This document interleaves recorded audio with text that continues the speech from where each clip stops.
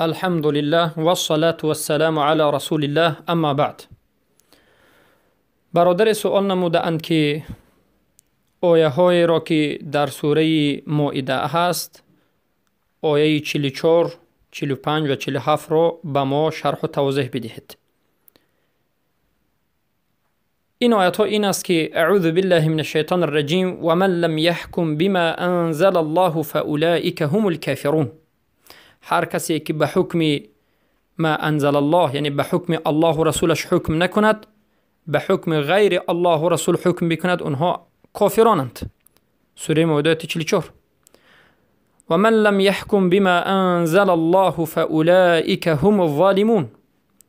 هر کسی که به حکم ما انزل الله، به حکم الله و رسولش حکم نکند، یعنی به حکم غیر الله و رسولش حکم کند، اونها از جمله ظالمانند. و این چنین آیت سوم و من لم يحكم بما انزل الله فاولئک هم الكافرون.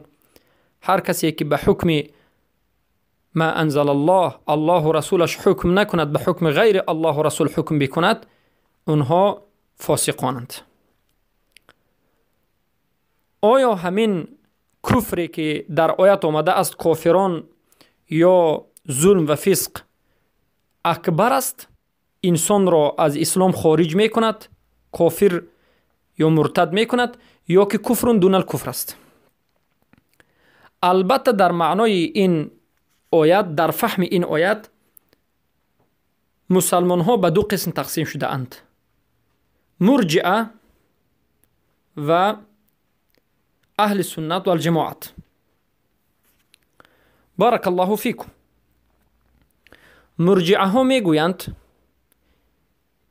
این سه آیت که در آخرش کافرون، ظالمون، فاسقون آمده است، همه اش اصغر است، یعنی کفرون دون الکفر است. معنای سخنشان این است که هر کسی که به حکم غیر الله حکم کند، دموکراتی است یا غیره است، این انسان کافر نمی شود، مگرم زمانی که کفر اعتقادی به مانند تکذیب، جهد، استحلال باشد. اما یک کسی که به حکم غیر ما انزل الله حکم کند، به حکم دموکراتی هست یا غیر دموکراتی، حکم قومی، شعبی، حکم ساخته خودش پارلمانی حکم کند، اما شریعت رو هم اقرار میکند، میگه که شریعت خوب است، و اما به حکم غیر الله حکم میکند، مردم رو مجبور میکند، در نزد مرجئه این کافر یا مرتد نیست. اما علمای اهل سنت و الجماعت میگویند کسی که مطلقاً، یعنی تمام اداره و سیستم حکومتش حکم غیر ما انزل الله باشد، خواه در حدود، خواه در جزا، خواه در مالیات، سیاست، در همه جا، در همه قسم‌های و بندهای حکومتش حکم غیر ما انزل الله، به حکم غیر الله، یعنی به حکم خودشان ساخته، به حکم پارلمان ساخته حکم بکند، این انسان کافر است. و این آیات ها دلالت به کفر همون انسان ها میکند. دلیل مرجع این است که یک روایت از ابن عباس دلیل میآورند. مرجع ها میگن که این آیات دلالت به کافر نبودن کسانی که حکم به غیر ما انزل الله میکند، و ما دلیل داریم. میگن دلیلشون از ابن عباس است رضی الله عنه، روایتی که ابن ابی حاتم و این چنین حاکم در مستدرکش و بیهقی رحمه الله در سننشون روایت میکنند، و این چنین از ابن عبدالبر که در کتاب تمهیدشون ذکر کردن روایت میکنند که هشام ابن جریح از طاووس و طاووس از ابن عباس رضی الله، یا که از پدرش و پدرش از ابن عباس رضی الله عنه روایت میکنند که ابن عباس گفتند و من لم يحكم بما انزل الله فاولئک هم الكافرون. هر کسی که به حکم غیر الله حکم کند این کافر است، اما این کفر اکبر نیست، کفر دون الکفر است، کفر اصغر است، یعنی کفری که انسان را از ملت اسلام بیرون نمی کند، انسان مسلمان می استد. مرجئه ها همین روایت رو دلیل میگیرند، حجت میگیرند و آیت رو از معنای ظاهریش تعویل میکنند. البته این غلط است، زیرا که این حجتشون ضعیف است. در همین سند این روایت که در مستدرک روایت شده است، حاکم روایت کردند، بیهقی در سننشون روایت کردند و ابن حاتم روایت کرده اند، هشام گفتنی کسی هست، هشام ابن جریح. این انسان ضعیف است. امام احمد رحمه الله ضعیفش میگویند و امام بخاری ضعیف گفتند و دیگر از محدثین این را ضعیف میگویند. حدیث این انسان ضعیف است و البته تمام علما و محققین محدثین این روایتی که از هشام ابن جریح در همین مسئله هست ضعیف گفتند. بارک الله فیکم. چرا که فقط از هشام روایت است، از دیگر جا روایت نشده است. البته بعضی روایت ها از دیگر جا است که باز ضعیف تر است. اما اهل سنت در جماعت روایت میکنند و روایتشون باز از این بازار است، از روایت بازار در بعضی روایت آمده است، از روایت مروزی آمده است در تعظیم قدر الصلاة، از ابن جریر و از عبدالرزاق در مصنفشون روایت شده است. از حدیث معمر عن ابن طاووس، یعنی بجای هشام در اینجا معمر است. معمر از ابن طاووس از پدرش گفت. ابن عباس پرسیده شد در معنای سخن الله که ومن لم يحكم بما انزل الله فاولئک هم الکافرون، یعنی هر کسی که به حکم غیر الله حکم میکند اونها از کفران است. معناش چیست؟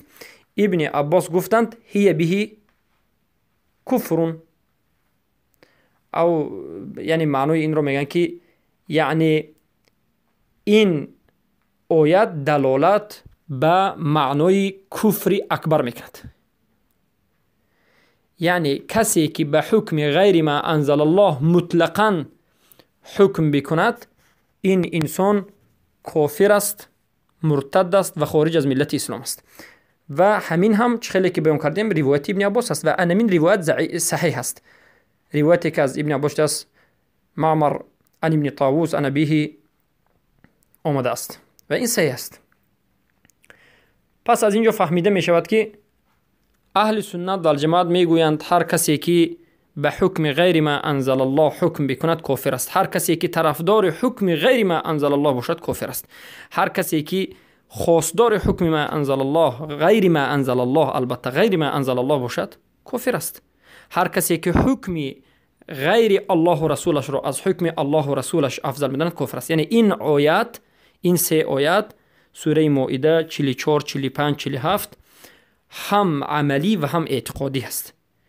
عملا کسی که به حکم غیر الله حکم میکند مطلقاً در همه سیستم اداره اش، گرچنده که داند که حکم شریعت افضل است، گرچنده که میداند که یعنی به حکم شریعت کردنش خوب است، لیکن موقتا میگوید به همین حکم غیر ما انزل الله میکند، این انسان کافر مطلق است، کافر و مرتد است.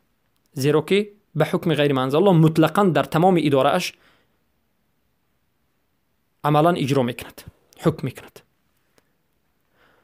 و اما کسی که در یک خلافه مسلمانی باشد، خلافه باشد، مقصد در یک دولتی باشد که دولت 100% مسلمانی است، به قرآن و سنت حکم می شود، به شریعت الله مردم اداره کرده می شوند، اما همین حاکم یا سود حاکم در یک حالت به خاطر شهوت غلبه کردنش، به خاطر رحمت فرزندش، مثلا فرزندش گناه کرد و آمد دزدی کرد، فرزندش دستی فرزندش رو نمی برد، بلکه در اینجا به حکم غیر ما انزل الله حکم میکند، یعنی فرزندش رو از حکم جزا آزاد میکند. در اینجا کفر نمی شود، در اینجا این انسان دون الکفر است، چرا که سیستم اصلا همه اش اسلامی است، لیکن در یک حکم به سبب اینکه شهوت نفسانی غلبه کرد به این چیز وارد شد، به اعتقاد اینکه این حرام است.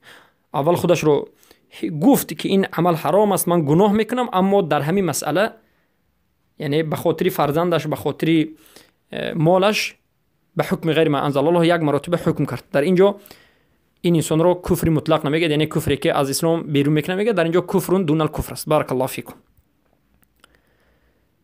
و چگونه که در قرآن عظیم، در تفسیر قرآن عظیم، ابن کثیر اصلا همین سخن رو آشکار واضح روشن میکنند و میگویند یعنی هر کسی که خلیفه مسلمان ها باشد، یک بار از سبب غلبه کردن شهوتش اگر به حکم غیر ما انزل الله حکم کند، در اینجا کافر نمی شود، بلکه این کفر دون الکفر است. اما کسی که مطلقاً به حکم غیر ما انزل الله حکم میکند و حکم الله را با رد میکند، البته این هیچ مشکلی ندارد که مرتد است و کافر است.